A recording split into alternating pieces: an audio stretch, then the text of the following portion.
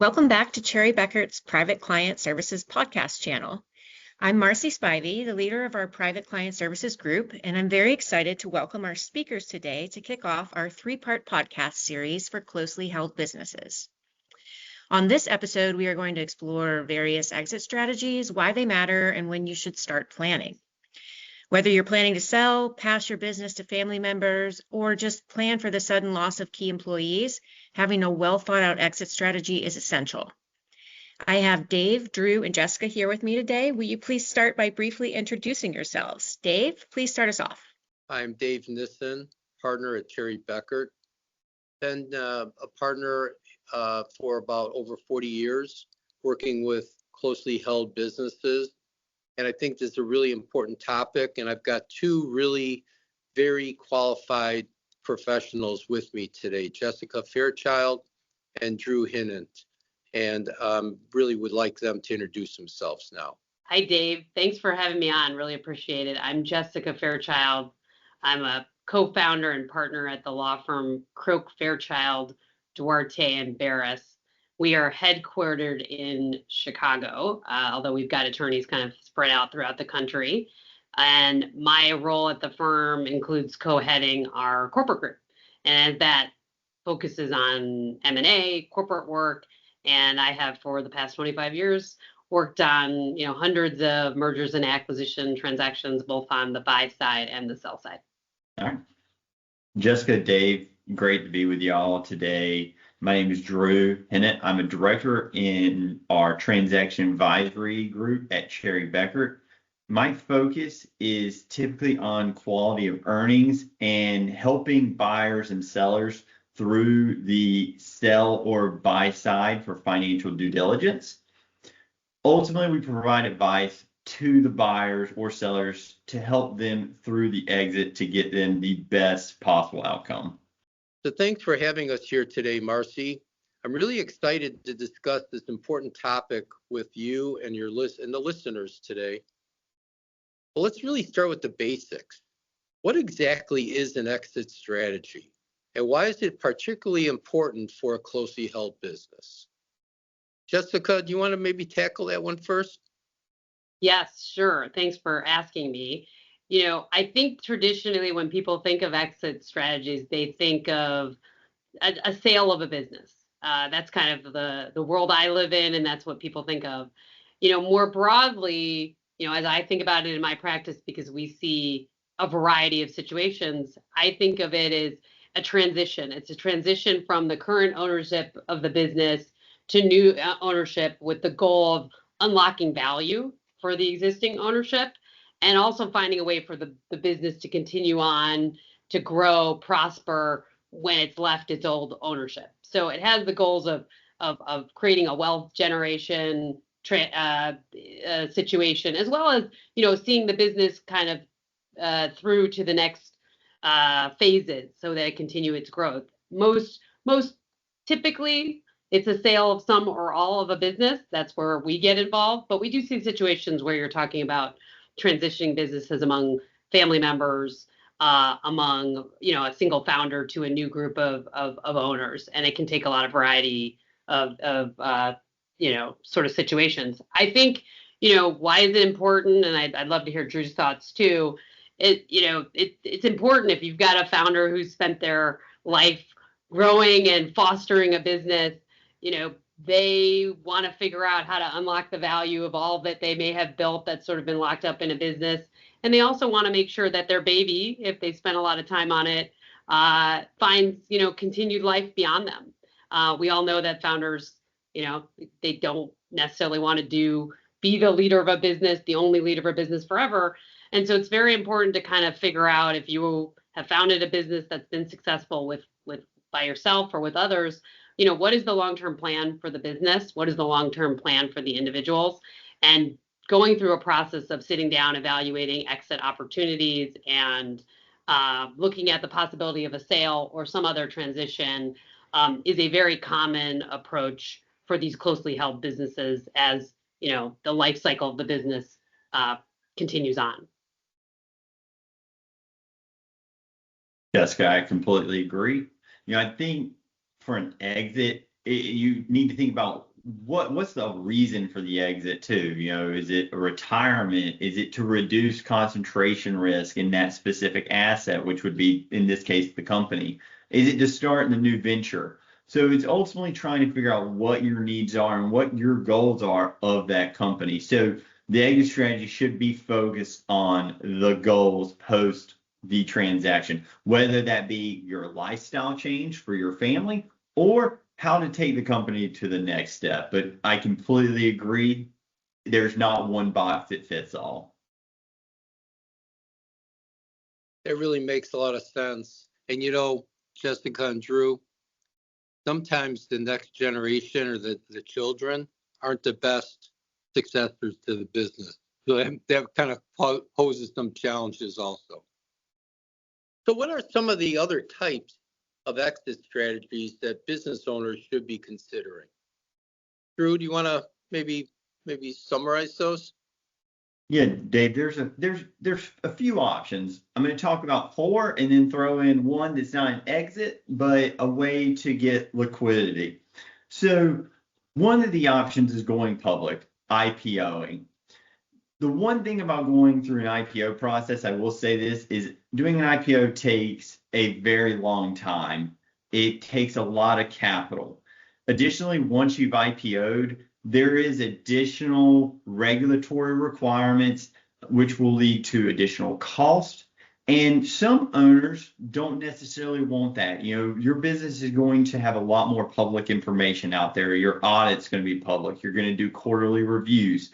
So for some sellers, that may be something that they're interested in. Some want to keep more things closer to the chest. So that's one reason, it is an option, but there are pros and cons to IPOing. Additionally, another option is selling to a strategic buyer. So when you think of what would that mean, let's talk about U.S. Steel, for example. Currently, they are trying to be acquired by a competitor out of Japan. There's a large steel company in Japan that's just trying to acquire them. You can put this down to a smaller level, a small privately held business. There's a lot of reasons a strategic buyer makes sense. There's a lot of synergies to help grow the business. So that is another option for a seller to look at. Additionally, another one is a sale to a private equity. Currently, we're seeing private equity as being one of the major and most compelling avenues for a lower to middle market business. A lot of these private equity firms want the owners to stay on for a little bit longer and keep a little bit of their equity. So in that case, they lower the risk of, they do get some liquidity from the sale, but they also get to keep a piece of the pie and watch the business grow through the next transaction. The last one I'd say, which is a true exit opportunity, is a liquidation. This one's not as attractive to many sellers, but it is a very viable option. And an example of this would be a dentist's office. When you think of a dentist's office, they've got a ton of equipment that's worth a lot of money. So the dentist, he or she decides to retire at the end of their career. They'll sell all of that equipment, and they will use that money as their retirement or for their next venture. The last one I do want to highlight, which isn't necessarily an exit, but it's a way to lower your risk and gain partial liquidity, is to do a debt recapitalization of your business. The one negative drawback of this, you're not reducing your equity stake in the business, but you are infusing the business with cash through that debt, and you can take that debt out as a distribution. So you do get cash at one moment and are able to invest that in other operations while the business is paying down that debt in interest. The drawback, you don't lower your ownership stake, so the risk is still there. And additionally, you are paying down the interest, which lowers your cash flow through the future years. Jessica, anything I missed want to add on to there?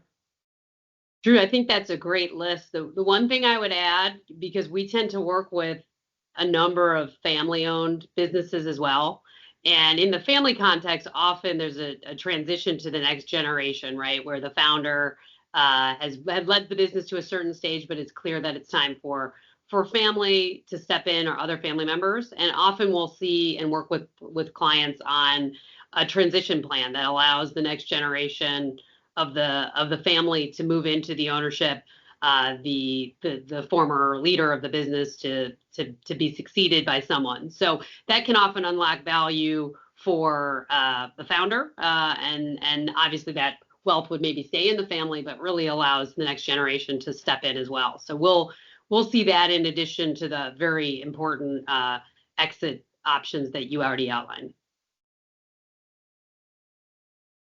Those are really some good options. Those very, very complete. Thank you very much for that. What are some of the common challenges and mistakes business owners face when they do plan their exit? And Jessica, do you want to start us off with that? Sure, happy to do that. And I hate to call it mistakes, Dave, just because if you haven't been through the process before, it's a learning process, right? And there's always opportunities to learn. So, but some of the challenges that we've seen, are probably the following. One, if you founded a business and it's been a big part of your life, the idea of selling your business or transitioning out of your business is an emotional one, right? So the emotional tie to leaving the business that you have been involved in sometimes is underestimated by the sellers, and that plays into the process, certainly. I think also we see sellers, not plan in advance, and especially if you have one owner and one founder rather than a group, and something happens, maybe there's a health event or a life event, and that person has not thought about what they want to do with the business, how to sell the business, if that's what they want to do, and didn't have a plan in place. Now you're sort of in a crisis mode where something needs to happen quickly, and there hasn't been a lot of planning. So, not planning in advance, even for what is hopefully not an eventuality that's going to happen soon, but lack of planning. And I think Drew can probably speak to this when he talks, lack of an understanding of the value of the business, because that becomes a huge part of a negotiation, right? If you're going to sell your business, understanding the value that the market can bring and having a really good understanding of that is critical to getting the right transaction, to entering into the right sale. And I'd say one other thing that we've seen that I'd call out is that if you have a group of sellers, we've seen situations where sellers, where there wasn't just one, weren't on the same page. And you've got a group dynamic. Maybe there's a closely held business that's owned by 3, 4, or 5 people, and several want to sell and some don't. That's a hard thing to navigate through. So I think as owners are thinking about selling, making sure that if you have a group that is involved in that decision, that everybody's on the same page before you really hit the sale process hard and heavy is important, because we've had some stalled sales because it turned out everybody wasn't on the same page. So those are some of the, very high level kind of issues we see. I think advanced planning and making sure if there's more than one person involved in the decision making, that everybody's on the same page are real keys to having a successful sale, if that's the path you're going for on exit. And the financial thing that I mentioned, just understanding your real financial value, which I'd love to hear Drew's thoughts on, are real important considerations as anybody thinks about selling a business. Jessica, that was honestly what I was going to say.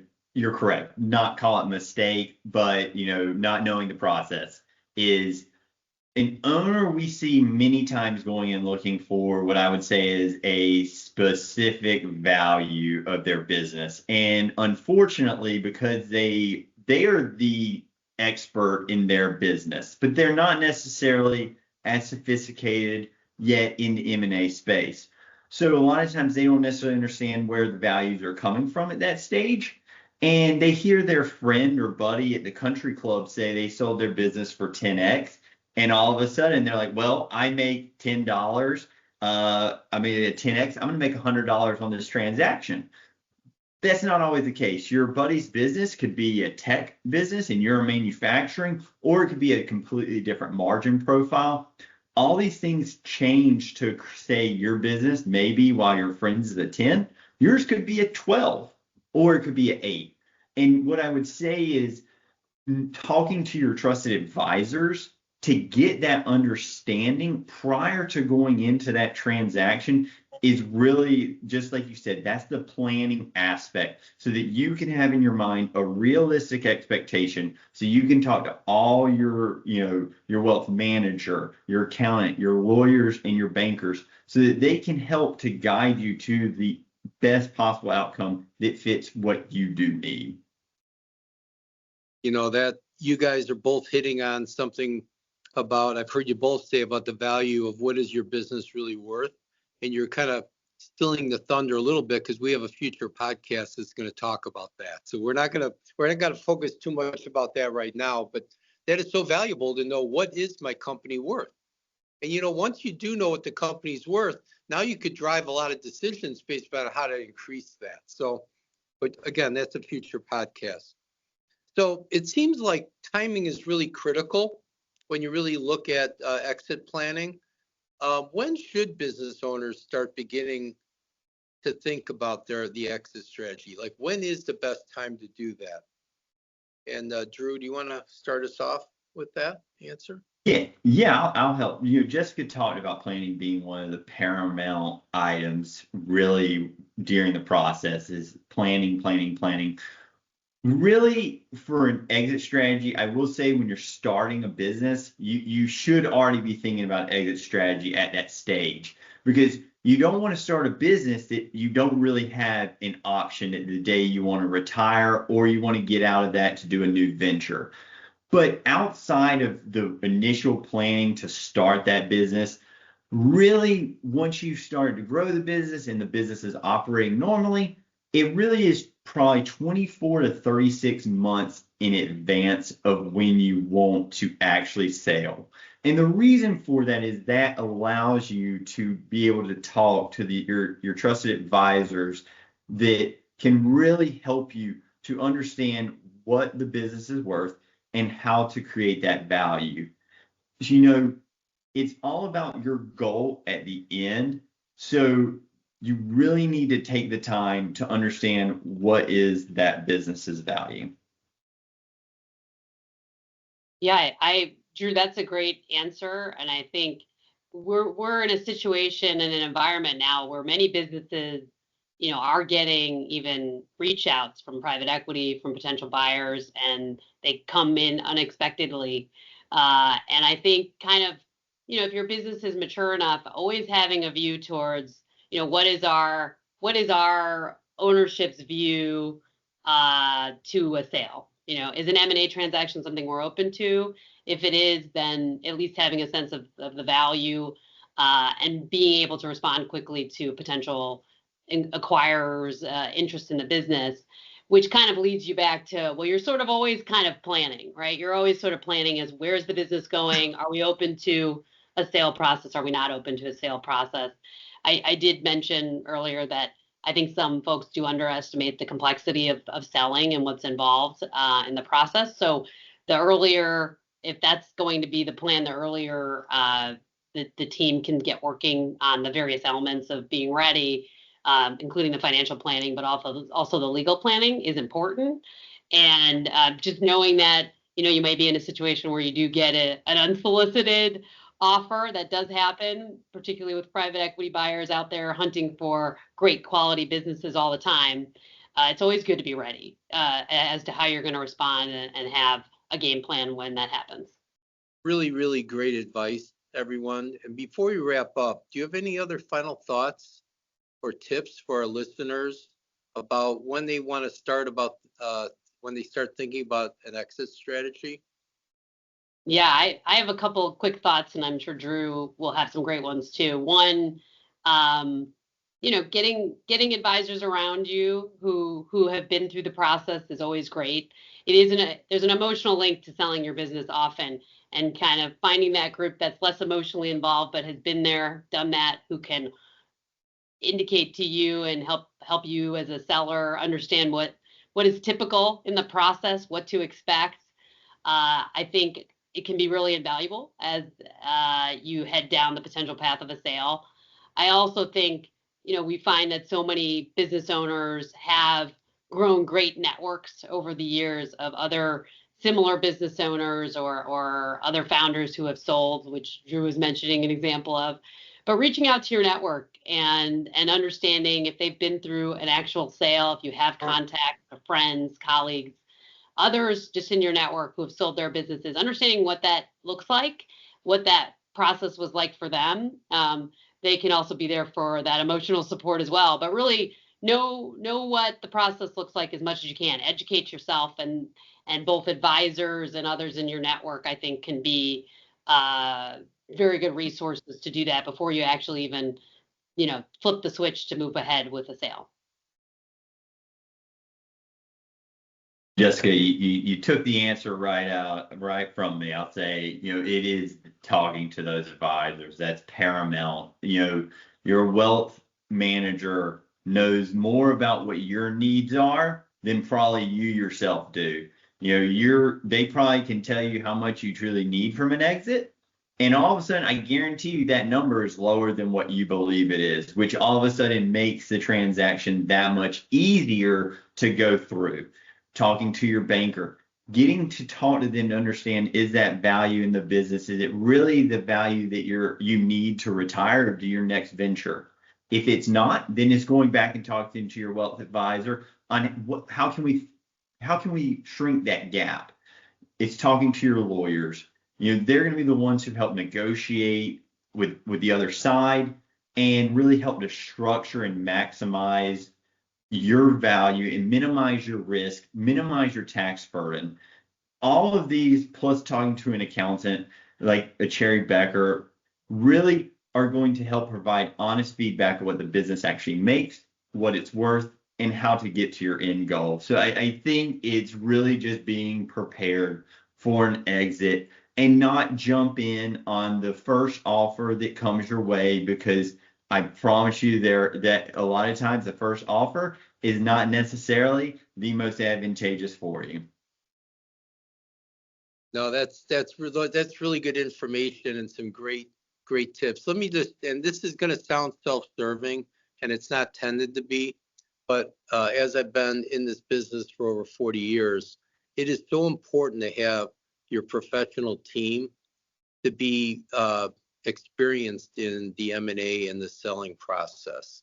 And I've been too involved over the years when you have a closely held business, and you have a family attorney, you have a family accountant, and they're the ones who are helping them sell their business. And I was involved one time using a family friend attorney who came and did forms out of a forms book, which was 3 times the size of documents that I had to go through because he was not an experienced M&A attorney. So this is why I think Croke Fairchild, Cherry Bekaert, we have the experience in it. So we're not learning on your dime, so to speak. So just wanted to bring that point up. So thanks for your great advice today. I think it was fabulous. You both obviously are very experienced in closely held businesses. It's also very clear that having a well thought out exit strategy is very essential for closely held businesses, probably one of the most important things they do in a planning process to ensure that they'll have a successful transition, and so they can meet their personal and financial goals in the future. Thank you for tuning into today's episode. Don't forget to subscribe to our podcast channel for more insights and advice on managing your business effectively. Until next time, I'm Marcy Spivey, and this has been Cherry Bekaert's Private Client Services Podcast.